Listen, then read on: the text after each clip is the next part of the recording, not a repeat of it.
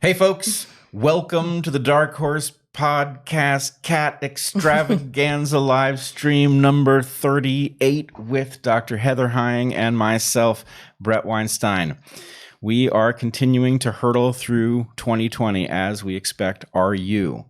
So we certainly hope so. Yes, exactly. It's really better than the alternatives, as they say. Stagnating in 2020, not anyone's choice, I think. Not where you want to stay. You want to get through this as quickly as possible. Just head down, go for it. Yeah. All right. So I understand we have a correction off the top. Yes, we do have a correction off the top. But let me actually, before even going right there at the top, say, because we have many new viewers, that there have been questions about how it is that people get questions to us. So if you're watching this live on YouTube, you can do a super chat question, which involves paying to YouTube, and we will take as many of those super chat questions based on how much you gave in the first hour, and in the second hour we will take as many of your questions as we can based on the order in which you put them in. So and then each episode we will take some of the few that we missed the previous time that we thought were particularly worthwhile. So it's about super chat, and if you have no idea what I'm talking about but you're live in YouTube right now, we have, I believe, a moderator there who will be able to answer questions if you don't know what that means. So I should also just say, we don't love asking for money, but since we were so colorfully ejected from the academy, this is a large fraction of how we keep our family afloat. So we very much appreciate the support that you give us through this mechanism. And so far it has been working pretty well. We are hopefully going to deliver a mechanism that will improve the functionality even more in the near term. So keep your eye out for that. Yeah. Exactly. Okay, so correction right off the bat. Last time in episode 37, we talked about a paper published in Nature finding that UVC light in the 207 to 222 nanometer range has proven to be effective against several coronaviruses. They did not actually check SARS-CoV-2, but they have also found it effective against influenza. And so extrapolating, they thought, okay, maybe this is actually going to be effective. And we then had a discussion. I led a discussion. This is not on you at all.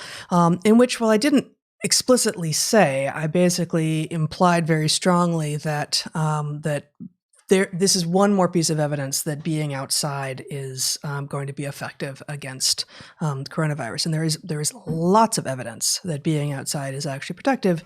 But UVC light, and this was actually, I first was alerted to this in a super chat question from last time, the UVC light actually doesn't get to the Earth's surface. That UVC is in the 100 to 280 nanometer range, and between 100 and 200 nanometers or so, it's totally blocked by O2, by just diatomic oxygen. And between 200 and 280 nanometers, it's blocked by triatomic oxygen, which is also known as ozone. So the ozone layer also blocks a lot of the UVB light, which is up to 350 nanometers, and UVA is almost entirely unblocked by the atmosphere, and so hits the ground. That's in the 315 to 400 nanometer range. So all of that is a little bit technical and maybe more than anyone wants to know, but the point is that the germicidal UV light in HVAC systems and closets and in a number of places could be very effective, but this is not a place, it seems, that spending time outdoors is actually going to be directly helpful in combating either having SARS-CoV-2 transmitted to you, or having a lower virulence of the disease, COVID-19, should you get it. So I just want to unpack this a little bit because the message here is complex. It's an error correction that, as far as I can tell, has zero implication for what you should do. Yes, outside is still very safe, especially during the day when UV light does some purifying, though that's apparently not the only reason that outdoors is safe. Even at night, you have the large volume of air, which reduces the viral load below the threshold that you're likely to get it. So outdoors is great. And as we keep saying, the clock is ticking. If you're in the Northern Hemisphere, the sun is shining. Spend some time outside now because winter is coming and you are going to be driven indoors much more than you'd like. So just even at the level of your mental well-being, drink in as much of that beautiful outdoor stuff as possible so that when you're stuck inside in February, you don't feel like you've been trapped for a year. Yeah. Speaking of a bit, we had talked early. You had suggested that you were concerned in April, May about what was going to happen to the homeless communities because they were so packed together and they basically have nowhere to go.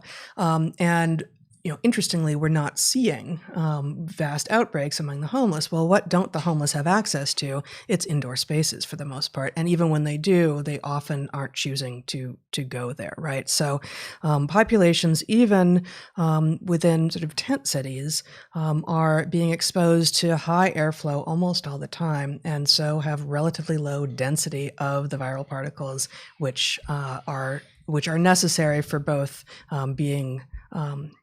getting the disease and having worse outcomes. Higher density means higher likelihood of contracting and worse outcomes.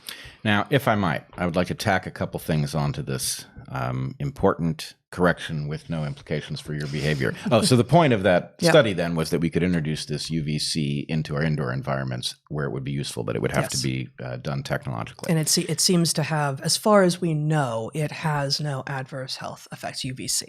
Right. Yeah. So all of the, beware of UV that we hear about with regard to skin cancers itself requires an asterisk for sure, because there is good evidence, and I haven't pulled it up, so I can't pinpoint exactly the papers, but actually the protective effects of the UVA, UVB light seems to outweigh the risks of skin cancers. So that is an aside. But UVC, even among the people, even among the many dermatologists who will say absolutely never should you be exposed to UV light, you need to slather yourself with sunscreen and wear hats at all times and all this. No one is saying at the moment that there are adverse health effects to exposure to UVC. But of course, given that we haven't been exposed, because we've always lived on this planet, who knows? Who knows what we aren't noticing? Right. Now, there are a couple things I've got to tack on here, because during my telomere phase, as you'll recall, there was a discovery that gave me particular joy associated with the fact that dermatologists were talking themselves silly about the following observation. The expectation was that exposure to UV causes cancer. Everybody who was dermatologically aware knew that. But it was becoming clear that people that have very sun-damaged skin, farm workers, cowboys, people who work under the hot sun enough that their skin is visibly sun-damaged, have very low rates of cancer, right? And so it happens that my telomere work gives us exactly the reason for this, and it tells you where to draw the line. So first of all, sun-damaged skin is damaged, right? It loses its elasticity. It doesn't do the jobs that skin does, that healthy young skin does as well as, it doesn't do it as well as healthy young skin. But if you are exposed to the sun continuously and it is damaging tissues such that you are basically turning over your cells at a high rate, but you are not getting so much intensity that it is causing genetic damage, which is mutations, which cause tumors, then what you are doing is effectively aging your skin artificially quickly. But if you're aging it without mutating it, then the point is that is expending your lifetime capacity for repair. And your lifetime capacity for repair is what gives you the danger of tumors, because the capacity of one cell to reproduce itself many times after it's had a mutation gives you a big patch of cells that can get a second mutation that will turn it into a tumor. But people whose skin is artificially old because they've spent a lot of time in the hot sun without getting sunburns, when they get a mutation, it creates a much smaller patch of cells.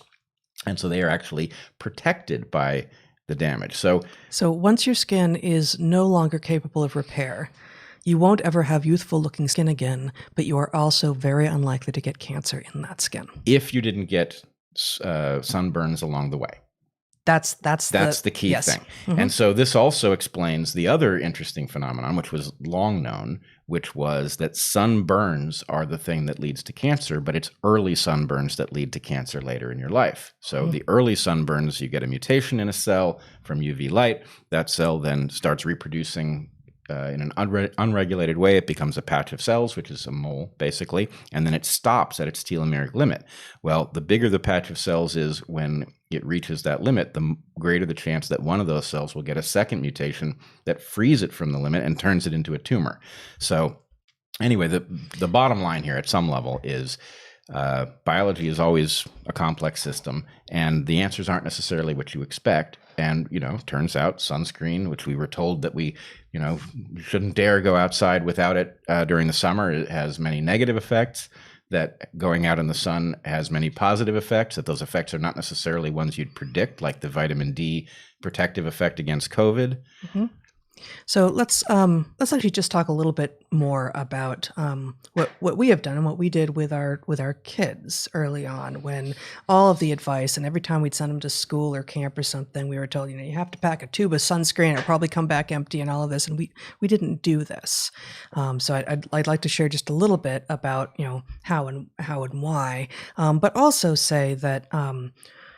Your point that early sunburn predicts later cancer does raise the issue of, okay, what is the boundary between a burn and a tan? And, tan is this protective response by the skin. But of course, almost everyone has had the experience of, spending a little bit too much time outside, thinking you got away with it, thinking it went to tan, and then finding that it was actually a burn underneath. And so this, basically boundaries between categories in every complex system that you can name is fuzzy, right? And so, you want to avoid getting too near that border between tan and burn as well. Well, I agree. The problem is it's fuzzy in the moment. In other words, you will have a burn before you have any evidence that you have a burn. On the other hand, the experience is analog, but the actual, did it mutate or did it not, is digital. Well, it's not even did it mutate, because you may not end up with a mutation. Mm-hmm. Did you damage tissue such that it requires replacement, so that you end up with the sloughing of skin that comes with the burn? The alternative being your skin anticipates damage based on detecting a lot of sunlight, and it darkens, if you're light-skinned, it darkens the color of your skin in order to protect the cells that are there. And so the tan, the sweet spot, is where you got enough sun to trigger this, but you didn't get so much sun that you damaged tissue. And then genetic damage is one layer beyond that. And that's the thing that you have to worry about. Now, here's an interesting phenomenon. So I used to burn very, very easily. And I did get some of those sunburns in youth that tend to predispose a person to skin cancer. But I've also learned, just by observing my own interaction with the world, how to manage it without sunscreen, right? So that hat on my Twitter profile is part of my strategy when I'm in the field, especially in the tropics. Is that hat's great. It's also great for rain. Keeps the rain off of your face, which is really very useful. But it's a great conversation starter. It's a terrible conversation starter. People assume it's some sort of a prop. Right.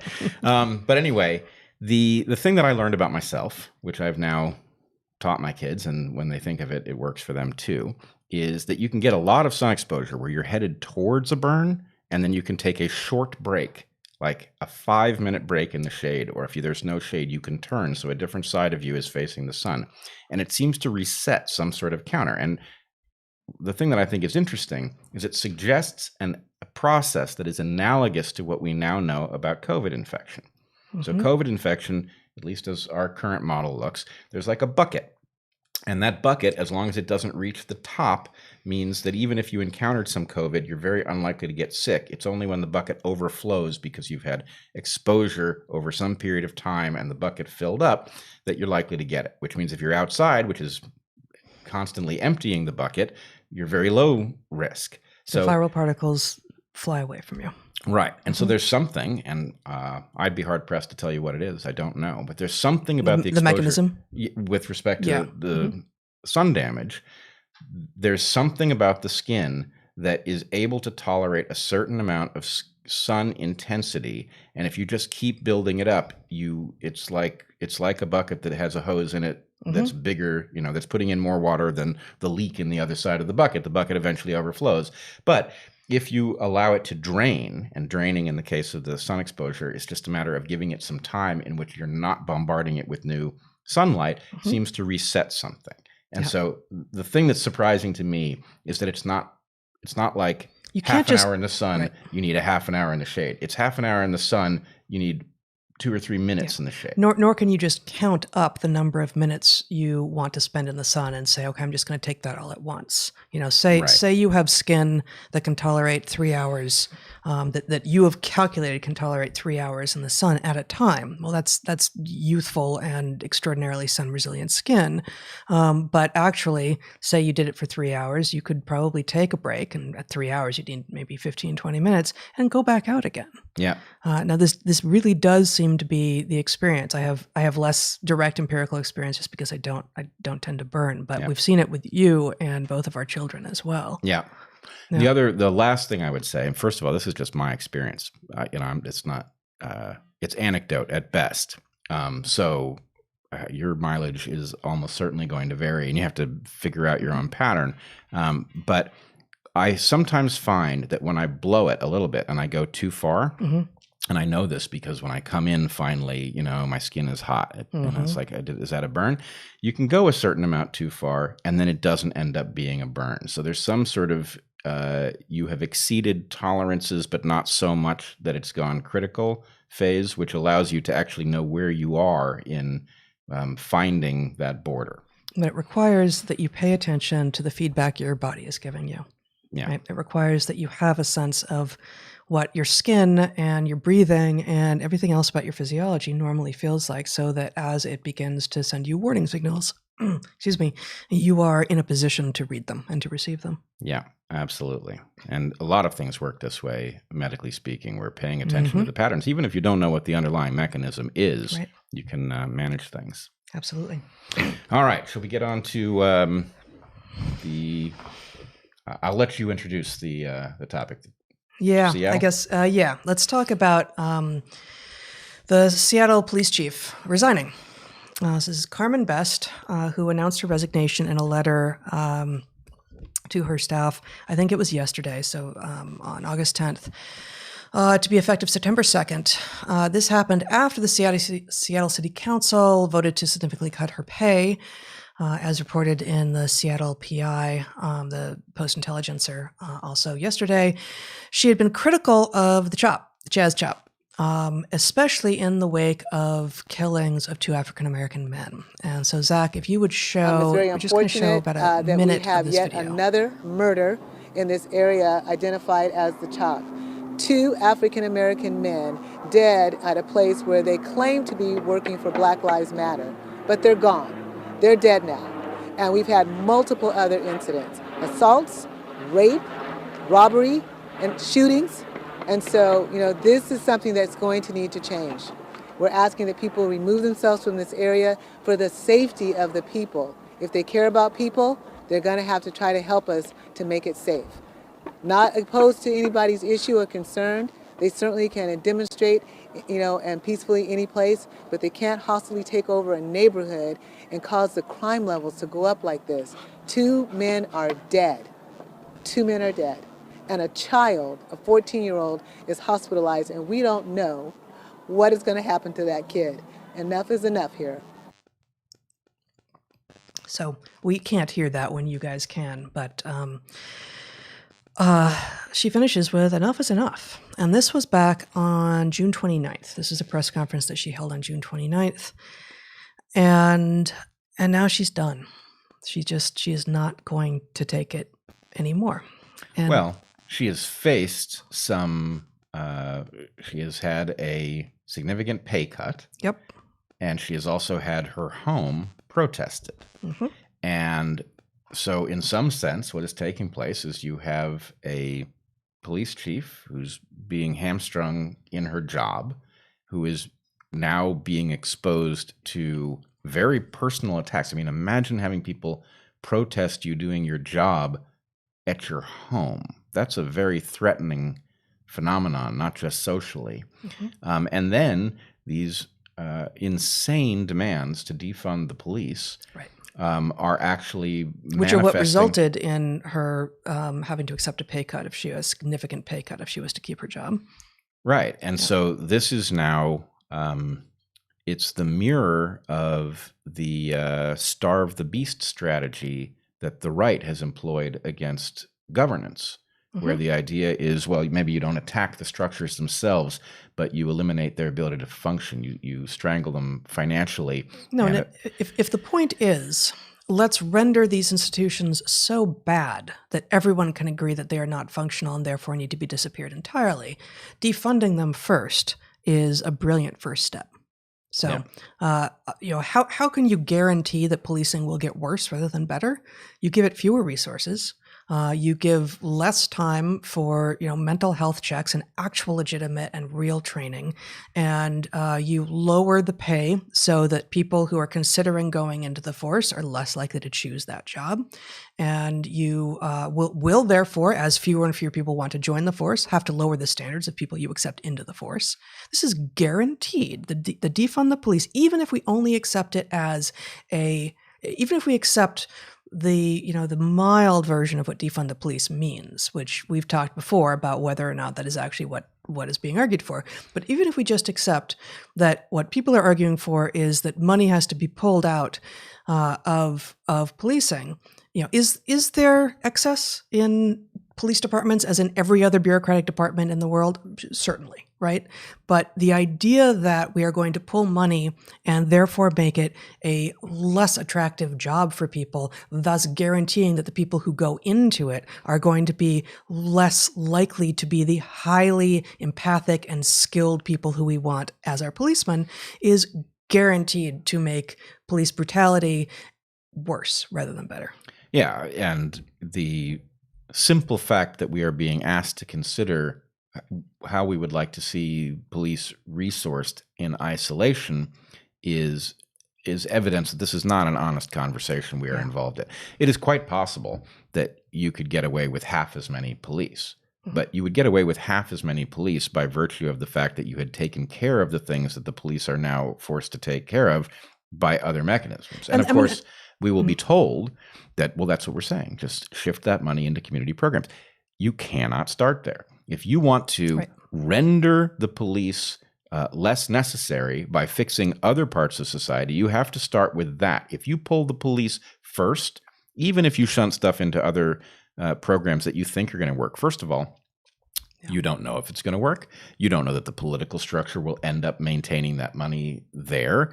What you're simply going to do is reduce the level of enforcement, and therefore you're going to increase the brutality of it, because in part the brutality of policing is a mechanism for doing it on the cheap. Right. And it's absolutely true. It's been noted by many people that police have begun to do, untrained for this work and never what policing was supposed to be about, some of the basically first responders on mental health issues, right? And this is not what we should want our police to be doing. And I can basically guarantee you that it's not what the police want to be doing. Yeah. Right? No one wants to be called in to respond to mental health situations when they are not themselves, when that is not the career they have chosen, nor are they trained to do it.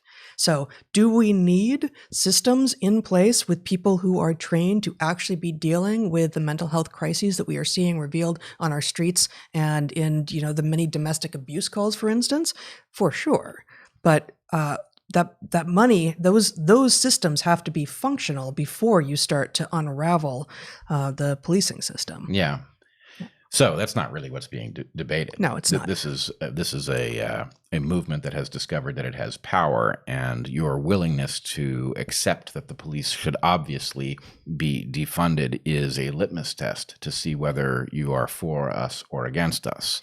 Well, this reminds me rather a lot of what happened at Evergreen. Right? I mean, we had this Carmen Best, as far as I understand it, has been the police chief in Seattle for not too many years, but she's been on the force for almost 30. And I think she was Seattle's first African-American police chief. And of course, in a movement, just as she says in that clip, in a movement that is declaring itself to be about Black Lives Matter, why is it that Black men are being killed? And, in a movement that proclaims to be about Black Lives Matter, why is it that Seattle's first African-American police chief is feeling that it is necessary for her to step down? This is clearly not, being Black isn't sufficient to be exalted in this movement. You have to be of a particular political bent in order to be exalted in this movement. And Police Chief Stacey Brown at Evergreen was I know more about Stacey Brown than I do about Carmen Best, but Carmen Best appears to just be a good and honorable cop. And Stacey Brown absolutely 100% was and still is. She's just no longer a police chief on a college campus. She was herself an Evergreen alum. She was explicitly about working on a policy of anti-police brutality and trying to fix relationships between police and their constituents.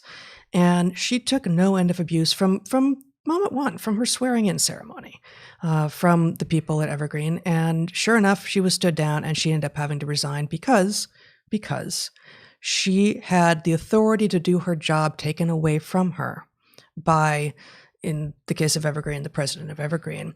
And she felt that if she remained in the job, someone was going to get hurt or worse, and that she would feel responsible for it, even though she had had all of the ability to do her job taken away from her.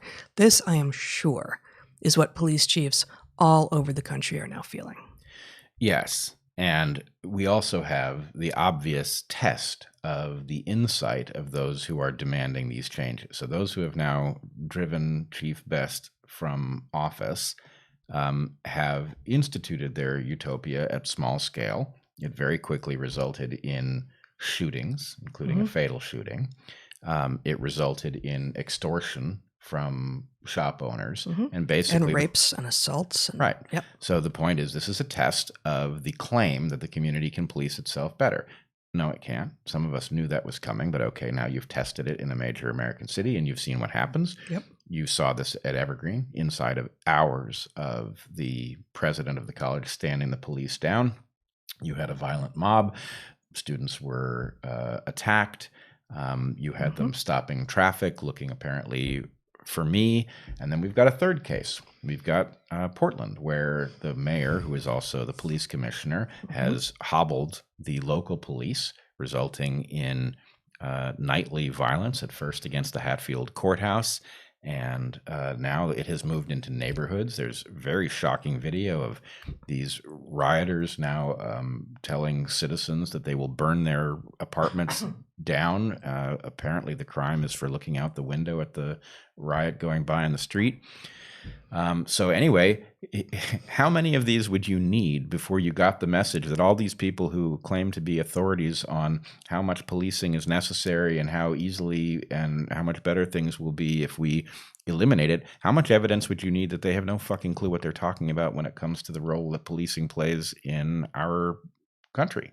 Yeah. They don't. It's obvious. Every time they try it, they can't keep it together for, a week. That's right. And just, we might introduce this. This is from a week ago now. Zach, if you would put this on screen, New York Times op-ed from August 3rd, 2020 by Chuck Lovell, who is the chief of the police bureau in Portland. Newly so. The former police chief stepped down and I think appointed him. He skipped a number of rungs in the usual hierarchy to obtain this position. He is himself a black man. And he says, this is honestly a pretty weakly worded op-ed, but even so, it says things like, people protested peacefully, while others engaged in dangerous activities that could have resulted in injury and even death. So we have the police chief of the city that we happen to live in that has been at the forefront of the media fight for narrative. And neither of the polarized sides of the mainstream media narrative have gotten this right. And we've talked about this before, and so have others. No, the city was not on fire, nor was it limited to 2 square blocks. No, the protesters were not the only people on the streets. Reliably, like clockwork, relatively shortly after the sun went down, and sometimes later, the protesters became rioters. Some of those are the same people, many of them are not. It was like a change of scene. Yes. Actually, I want to put something up here. Hey, Zach, could you put up the thing on propaganda? So what I'm going to show you here is a blog post that came up on the Portland subreddit today. Can you scroll up a little bit? So this is a remarkable piece in which a strategy called DARVO. Is that right? In the second paragraph there. Institutional DARVO. Yeah. So what this piece argues, which stands for deny, attack, and reverse victim and offender. Yes. So your brain is about to hurt if you try to puzzle through this. This is somebody associated with this protest/riot movement who is arguing that the government is now engaged in a kind of propaganda in which they are attacking innocent people, that they are reversing victim and victimizer for the purpose of gaslighting the world into thinking that the protesters are violent.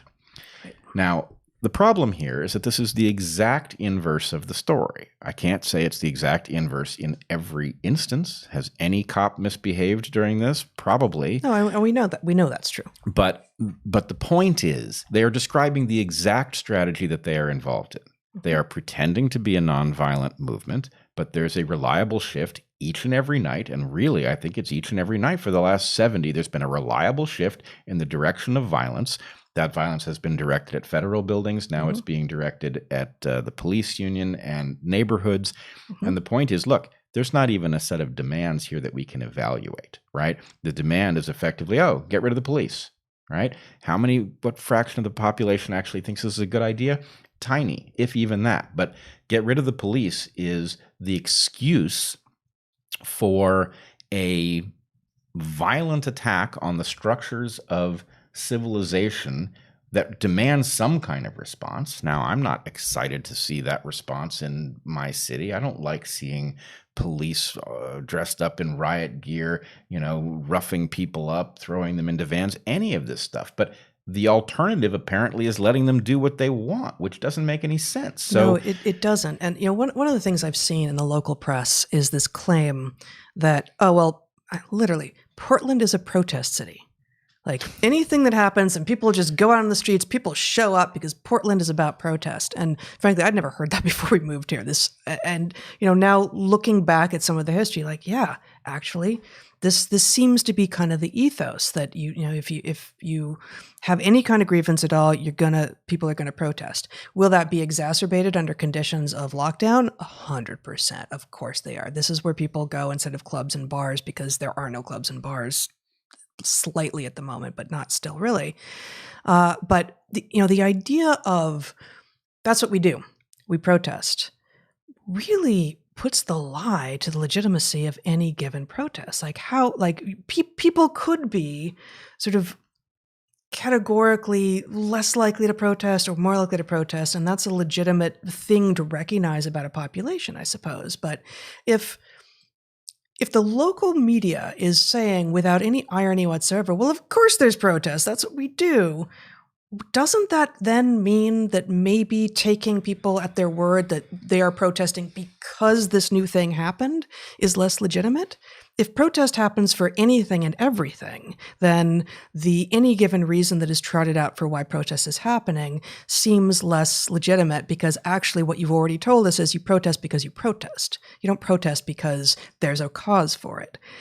This is the flip side of the thing that I always say, which is that, yes, I'm a liberal, but I'm a liberal that wants to see change that will make society so good that I get to be a conservative. And yes. The point is, if your point is, no, I'm always going to be demanding change, then we can't take your demand for change seriously. You're not a liberal because you want to be a liberal. You're not a progressive because change is inherently the right thing. Right. We want to obtain something that is stable and still changing and moving because the environment will change, but that is stable such that we can afford to love the state that we're in. Well, let's just put it simply.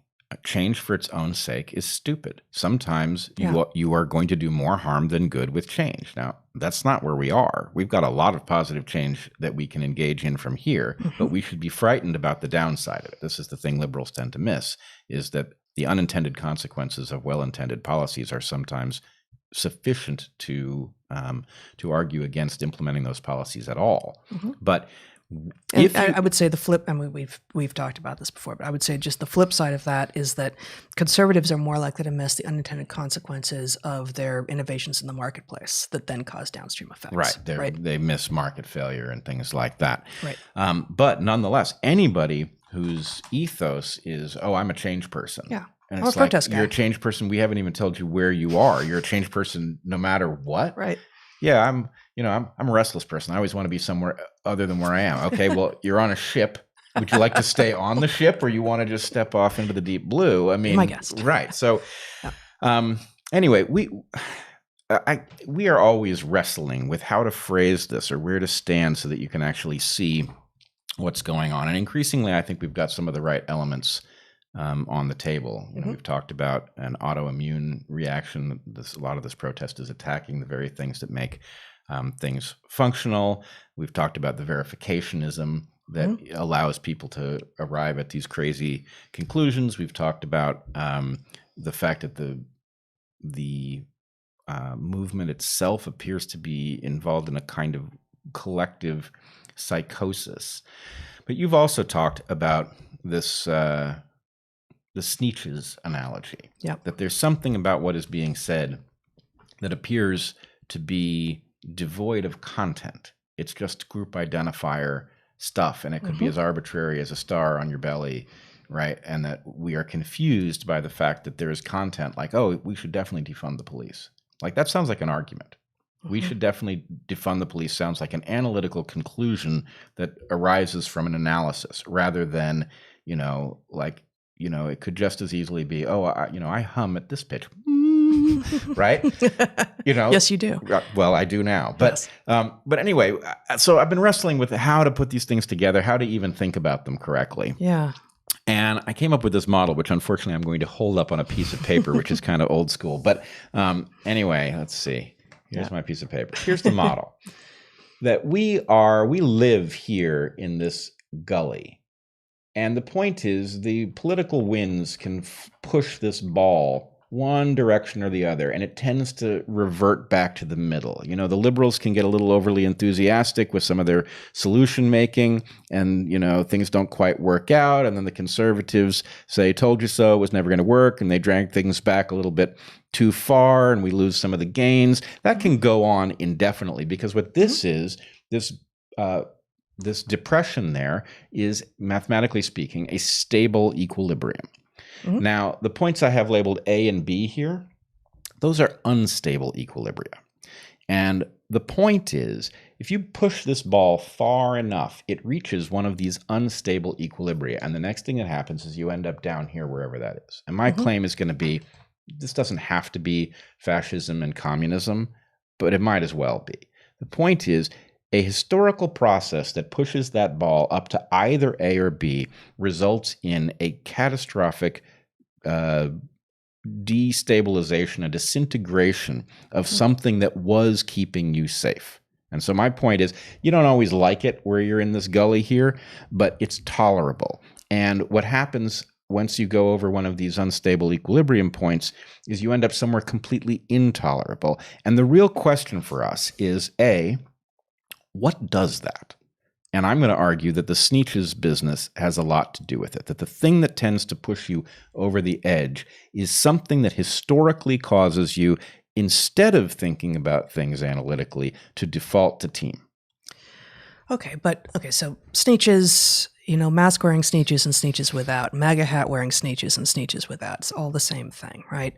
But the tribes that are defined by the MAGA hat and the masks and the stars on the bellies and all of the rest are then slotted by their enemies into particular buckets. And so, we have pointed out often that at least used to be, I'm not sure if it still is, but on the official Black Lives Matter page, we see, and in interviews with the founders, we see them saying, actually, this is Marxist. We were trained in Marxist stuff, and that's what we're trying to do. And so, to your point, is it communism? Is it fascism? Is it Marxism? Is it fascism? It doesn't need to be, but those do seem to be the two poles that we are oscillating between, at least in terms of mainstream media right now. And part of the problem, I think, this is maybe not exactly to your point, but I do think that part of the problem is there are many of us actually on the left, including many people on the right, who were saying, oh my God, that's Marxism that they're proclaiming, because they're actually saying it. And you should believe them when they say that that's actually what they're doing, because it looks like it. And also they don't deny it. So what the hell? And by the way, look at these 18 examples from history where Marxism doesn't work. So let's not go there.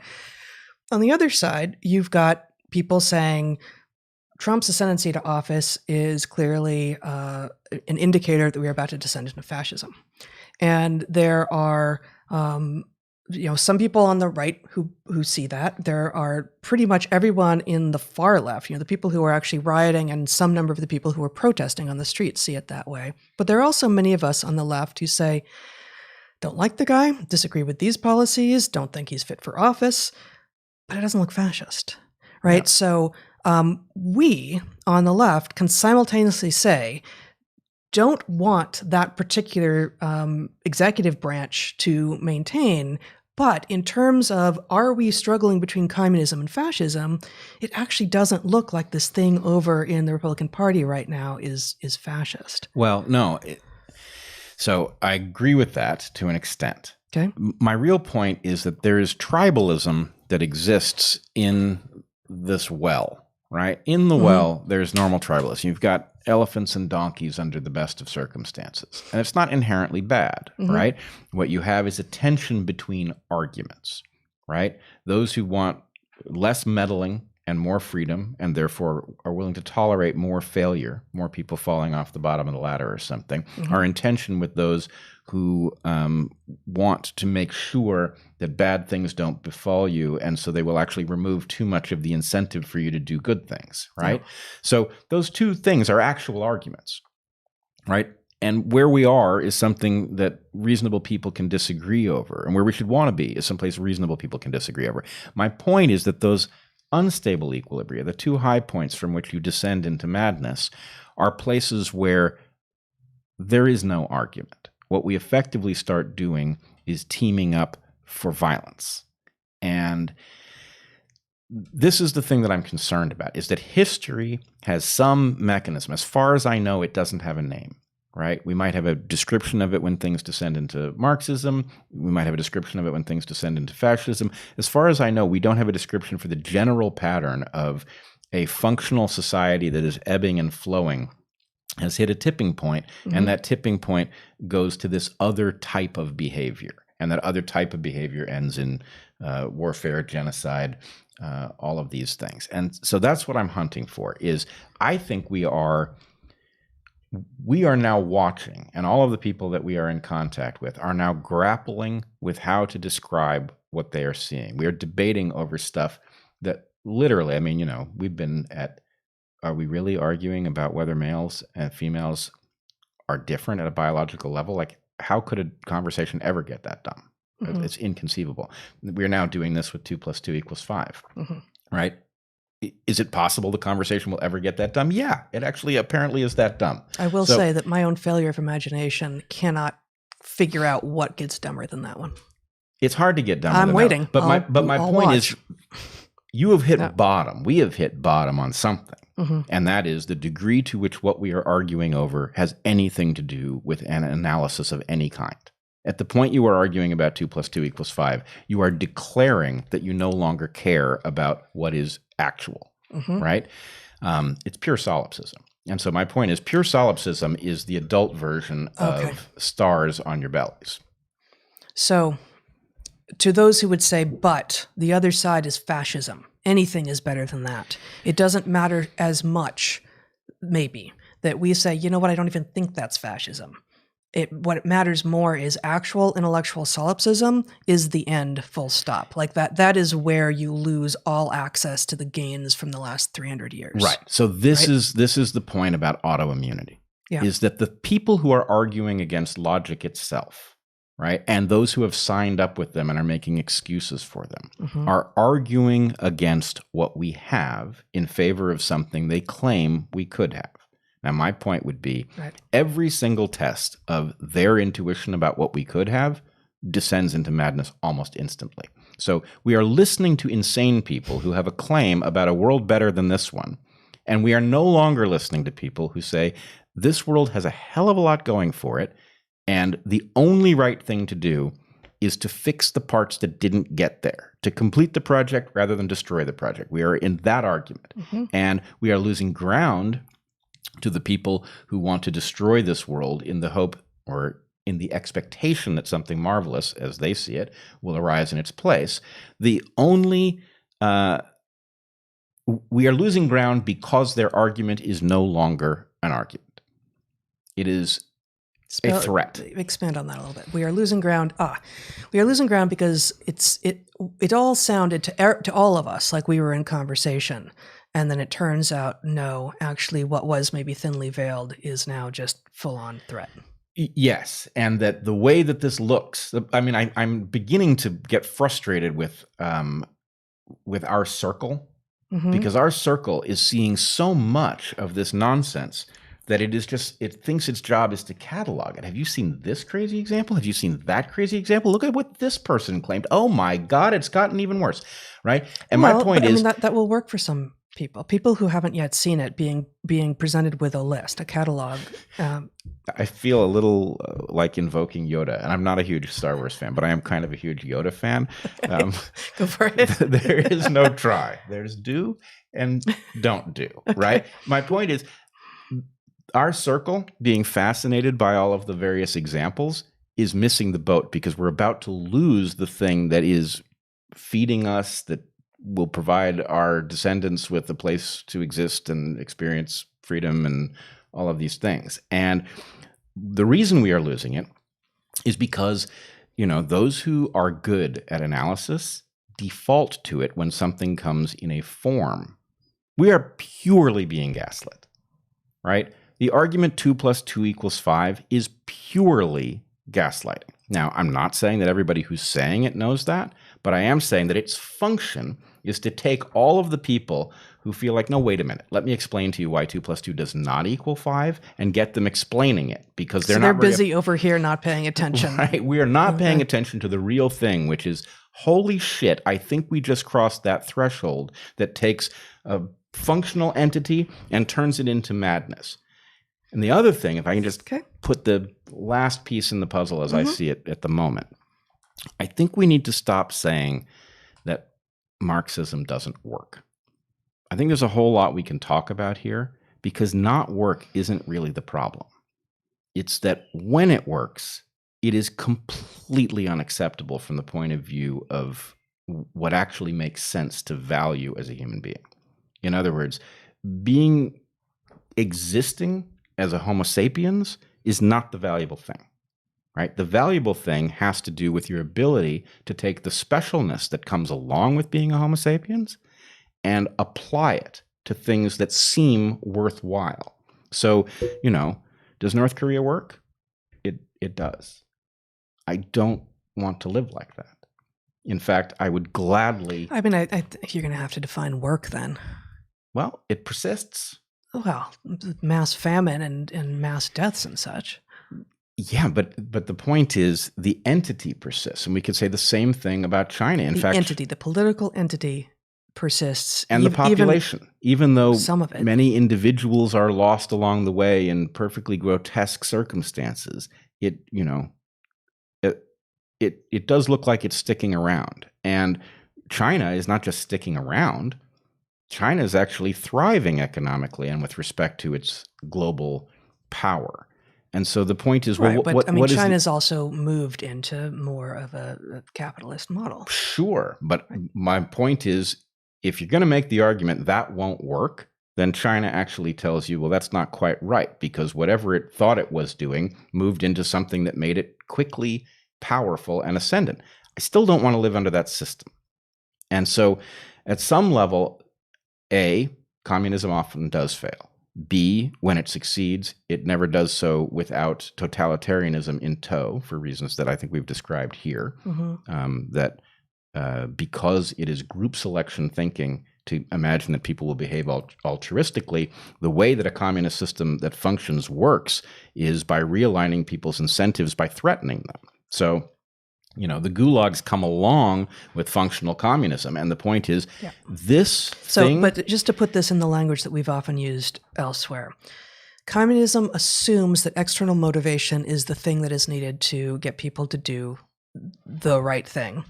And then the right thing is then is defined by the state. And the external motivator is almost entirely stick, no carrot.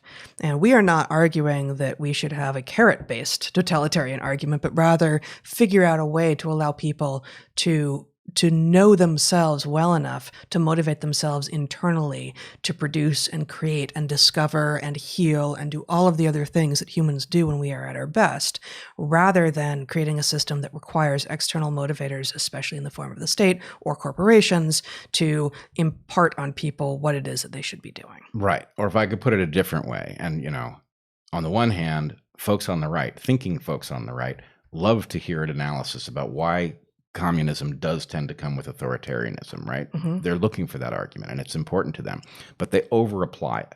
Mm-hmm. So what I would argue is that our system functions best as a hybrid, and it's not really surprising that it functions best as a hybrid. This is a natural outgrowth of thinking about complex systems and diminishing returns, right? Any pure system has massive failures associated with it because if you maximize one thing, you crash all the other values. That means that a good system will involve getting 85% of some value, but not seeking 100%, and then you can have 85% of a lot of things, right?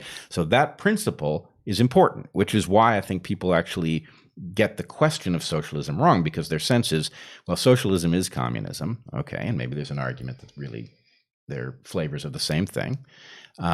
And that therefore, anybody who has those inclinations is necessarily inviting gulags, which is not the case, because it can certainly be true. If you take my little trough model here, we can say that actually there are times when you don't have enough socialism to make your system work. You're coming too close to one of these maximization places. So you need more socialism. Does that mean you're a socialist? No. You need to pool enough of the risks to guarantee that the people really at the bottom of the socioeconomic ladder don't fall off entirely.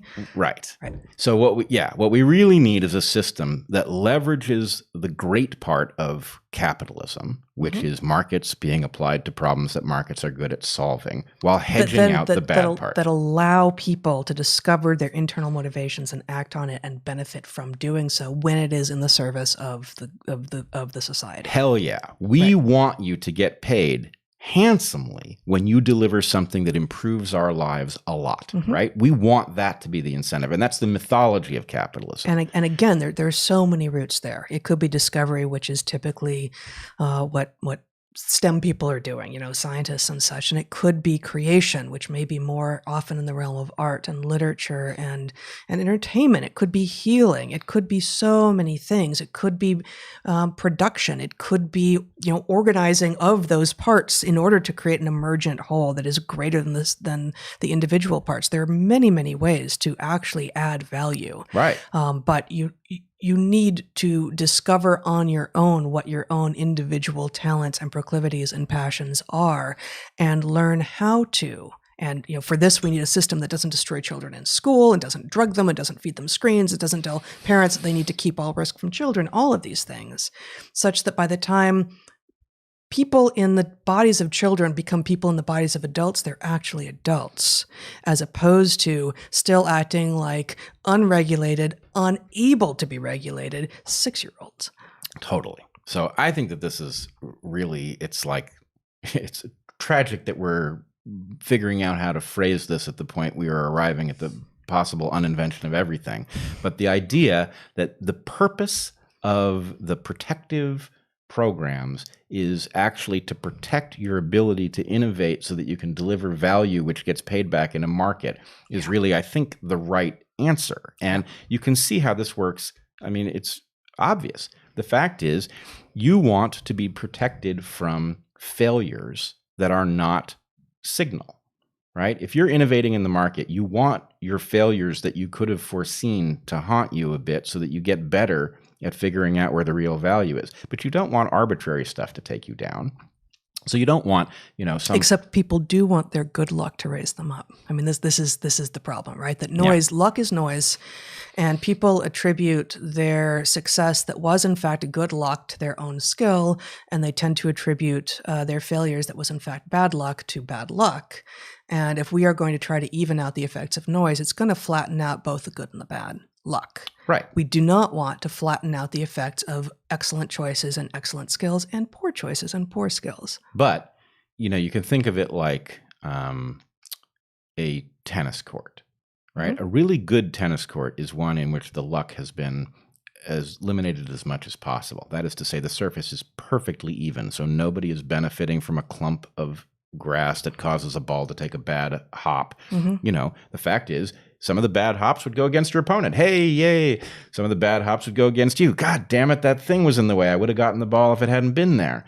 Well, there's something interesting to be thought about here with regard to, players who, every player in tennis has a preference, right? Hard court, grass, or clay. And they've got to be grass has got to be the noisiest of those surfaces, I would think, although it's possible that clay also the longer you play on clay and the longer you play on grass, the more it changes, whereas hard surface is going to remain entirely the same throughout the game, throughout a competition. Anyway. But something I keep saying that people are scratching their heads over is that bad luck, you're never going to hedge it out, but it's got to be randomly distributed, because if it isn't randomly distributed, it's not luck. It's something else, right? Mm-hmm. So, it's one thing if there are imperfections on both sides of the court and you both accept that the game is going to be less good at figuring out who the better player is, because it may go one way or the other because of something that was luck. But it shouldn't go in favor of one player. The luck shouldn't be, Venus Williams and not Serena. Mm-hmm. It should half the time be one and half the time be the other. And to continue with tennis, this is part of why you switch sides. It's not just about sun angle and such. But exactly. Mm-hmm. So the point is, a really good game is one that eliminates as much noise as possible, mm-hmm. and randomizes its distribution so that what you actually get is athletic prowess. And the thing is, our market should be like this too. Mm-hmm. You don't want the fact that you were innovating the next big thing. You were innovating some sort of, safety mechanism or fusion reactor that would free us from energetic constraints, and then you got cancer and you couldn't afford, to fight it, so it wiped out your research program. Right? So you want a system that basically leaves the positive incentives in the market, right, and eliminates the luck aspect. And what's more, if we can go back to your example about kids and what they face, you do not want people innovating badness. Mm-hmm. I've never, ever heard a proper argument that defends advertising to children. To me, advertising to children is an evil. I have asked people to give me any valid argument in favor of allowing it to exist. I've yet to hear one that I found even a little bit compelling. Mm-hmm. And the basic point is, look, in childhood, you should be protected from economic forces that are trying to persuade you of stuff for their good that probably isn't in your interest. Mm-hmm. And this is a corruption. So, do you want to be able to innovate anything? No, I don't want you innovating mechanisms to get inside my kid's head and get them to spend money they wouldn't spend or demand things. I want there to be regulations that prevent that. Right. And so the point is, mm-hmm. Good regulation is regulation that leaves the market to do things we want done and doesn't allow it where it accomplishes things that we shouldn't want done, like and what's in each of those buckets is what we should be spending our time arguing about. Right. Yeah. Right. Rather than whether it is possible that 2 + 2 = 4 is a white people thing. Yeah. So we are closing on an hour here, and I think I will save a short discussion of Ibram X. Kendi for next time, because that seems not in keeping. But I did want to do a brief reading that I think is actually very much in keeping with what we were just talking about, although it may not seem so immediately.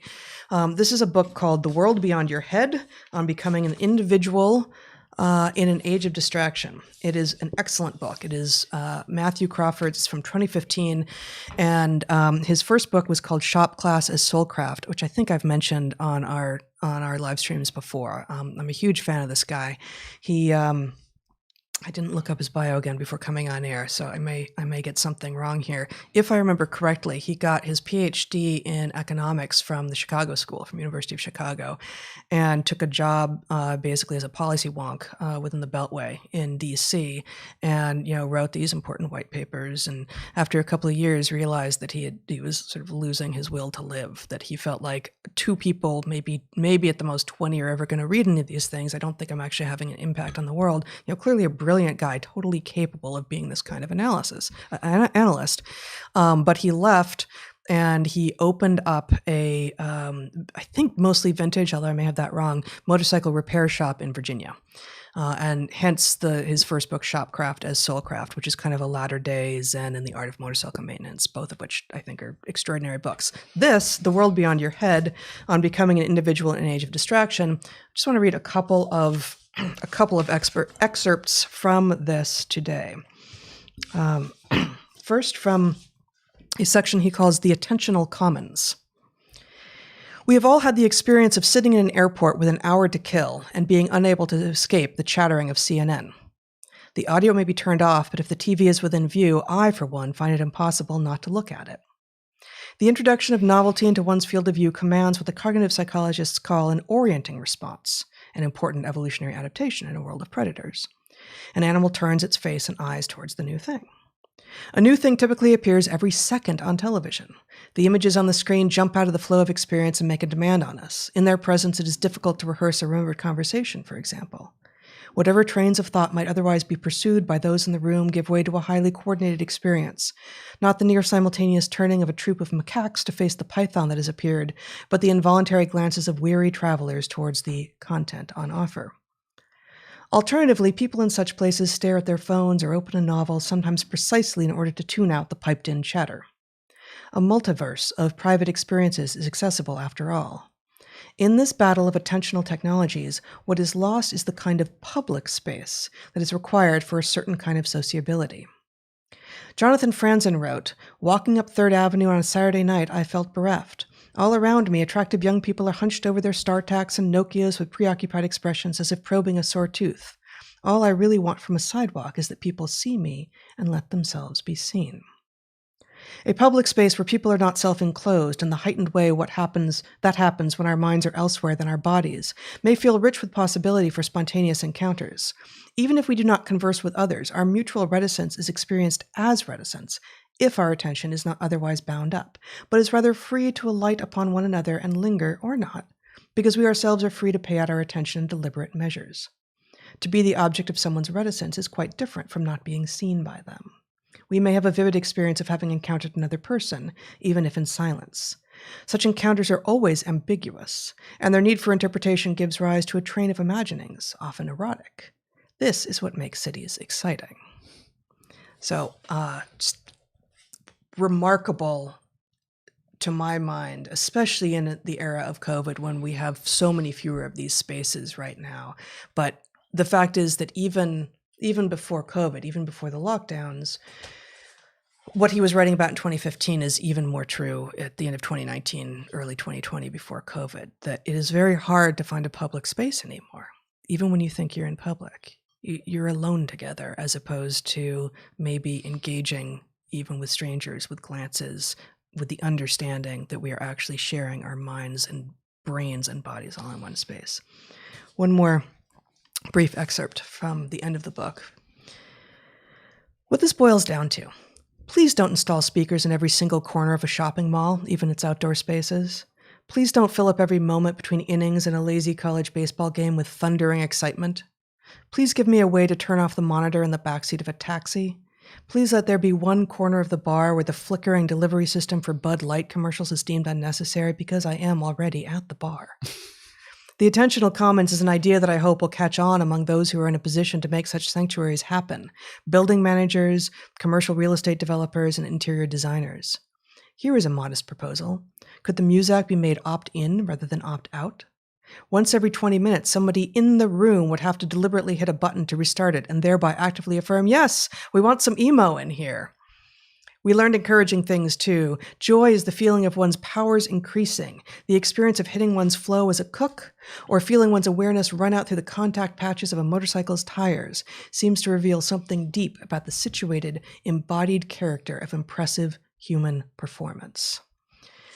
This is slightly weird to be doing here because we are explicitly disembodied from those watching and from those who will only be listening. But we're here embodied with one another, and every day that we are smart enough to make it happen during this season, we are going outside, taking walks or bike rides or getting our kayaks into the water and just being there in our bodies, with our brains, with each other and our children.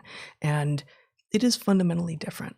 And being out there, when you guys were pulling the boats out of the water a few nights ago, and I was just sitting watching first the geese, but then the other people on the dock, we were too far away to see them directly. It was too dark to make eye contact, but they were there and we were all there together in a way that doesn't tend to happen anymore.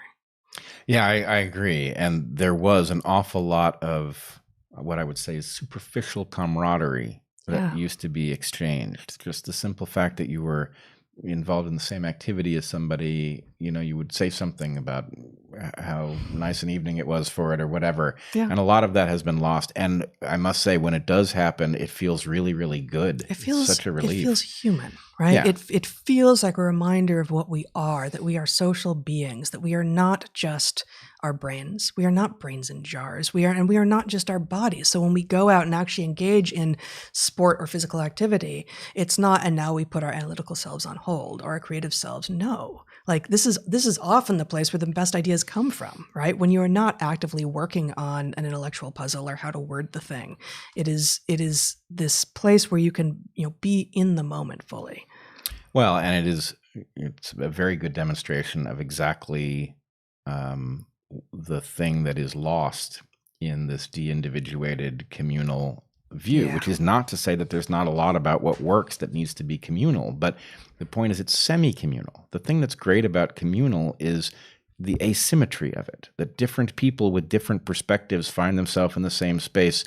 And, if you erase that by either forcing everybody to be alike or policing what they say so that the differences can't be seen, you just destroy such a large fraction of what's important about the humanness of it. That's right. But anyway, I would also say, just on a bright note, it is totally true that many of these technologies just obliterate some important social interaction that once existed, but then others are arbitrarily created. So this podcast is obviously you all choosing to tune in a conversation between us that isn't exactly a conversation between us, because we're aware that there's an audience, and this is specifically something we do here so that you can tune it in. But we're also not, it's not a total fabrication. No, it's a synthesis. Obviously, we have conversations like this elsewhere and have been for decades. Else, we wouldn't have been able to show up on camera and start talking. Right. So the conversation is real. There's nothing inauthentic about it. You all know what you've signed up for. We know why we're sitting here. But the point is, it is a choice, and it is a semi-social choice, because although we're not interacting with everybody who's paying attention, we get a lot of information back about what people are thinking, and we get lots of interesting communications that point our attention to things. So anyway, this is some new form, right? It is. And it's it's hopeful that even as certain things are being destroyed, other things are wrestling their way into existence that in some ways compensate for what's been lost. Yeah. May they continue into the future. Indeed. All right. I have a Unity announcement. I probably should have done it at the top. Unity 2020 is humming along. Interesting things are afoot. We are going to hold our next campfire tomorrow. That is to say Wednesday at 4:00 Pacific time.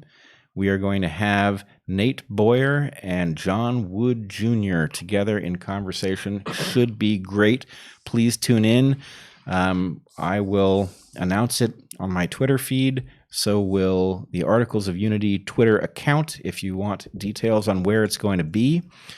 Our nomination process remains open. We are getting tremendous number of nominations that are excellent. I wasn't able to source an exact count for how many novel nominations we've gotten to date, but we are rapidly approaching the point at which we will put at first some and then all of the qualified nominees on a page on our site where you will be able to debate the merits of various candidates. So anyway, it's exciting times, and it's very gratifying to see the number of people who are thoroughly dedicated to saving the Republic from the dire circumstance that we seem to be headed towards, and are willing to invest their time and their thought power in figuring out how we might thread this needle. So thanks to all the volunteers, and if you haven't joined us yet, please look into it at articlesofunity.org and at Articles of Unity on Twitter. Wonderful.